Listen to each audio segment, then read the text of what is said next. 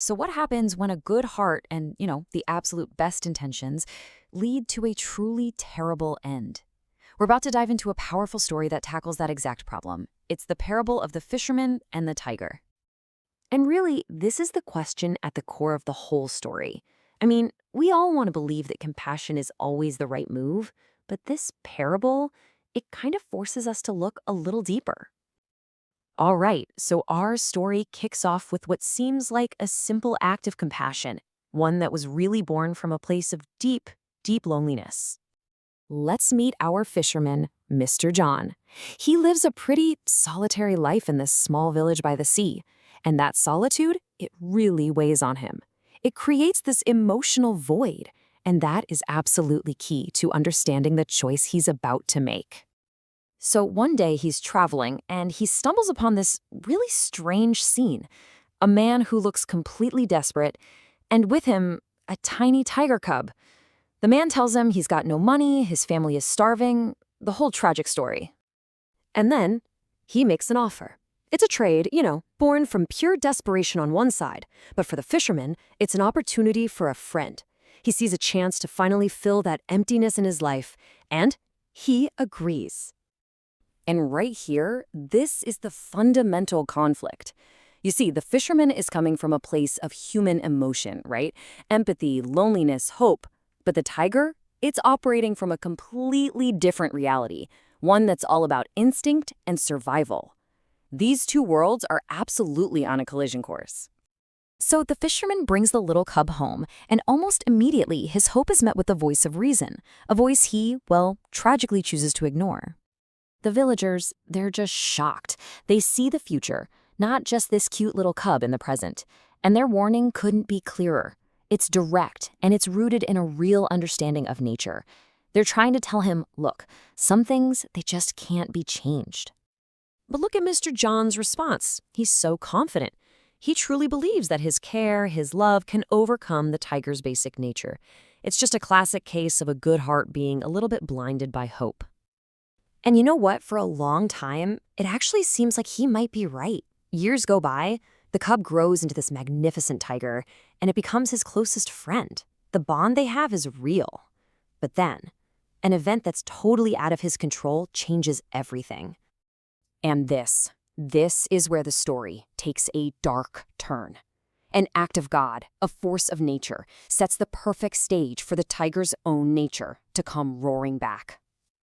So, on his way back from the market, the fisherman gets completely cut off from his home. A huge landslide blocks the road, making it impossible to pass. He's separated from the tiger. For 5 long days, he is stranded. And for those same 5 days, the tiger is totally alone, caged up, and without any food. This number, 5, it's so important. It represents the breaking point. And here is the crucial point of the whole story. The tiger's wildness was never gone. It was just dormant, and 5 days of intense hunger was all it took to wake up its most primal instincts. So when the fisherman finally gets home, he sees his beloved friend, weak but alive. He's just flooded with relief and emotion. He rushes to open the cage to give it a hug. But he isn't embracing his companion anymore. He's embracing a starving predator. His emotions totally blinded him to the shift that had happened, and in that one tragic moment, instinct just crushed affection. What a heartbreaking end, right? But to really get it, we need to step back from the story and really analyze the forces at play here. What's the fundamental lesson? At the heart of this whole tragedy is this idea of primal instincts. These are core behaviors, hardwired for survival, that just can't be completely trained away or loved away. They can be suppressed, sure, but under the right kind of stress, they will always come back to the surface. And the parable doesn't just stop with animals. It's suggesting that this same principle applies to people. A person's fundamental nature, their true core, it might be hidden for a while, but specific pressures can bring it right back out. So, there it is. That's the core takeaway. The fisherman's tragedy wasn't because he didn't love the tiger enough. His big mistake was letting his compassion completely blind him to the unchangeable reality of what a tiger is. Now, this is way more than just a sad story, right? The real power of a parable is how we can apply its lessons. So how does any of this relate to us in our lives? So let's ask the question, what is the tiger in your life? Huh. Maybe it's a toxic relationship where you're just waiting and hoping for someone's core nature to change. Or maybe it's a business venture that's built on a flawed idea that you keep funding out of hope, not logic. See, we feed these tigers with our affection, our good intentions, and we ignore the data that tells us some things just can't be tamed. And just to be super clear, this is not a lesson about being cynical or cold. Compassion is so important. The lesson is about adding wisdom to that compassion.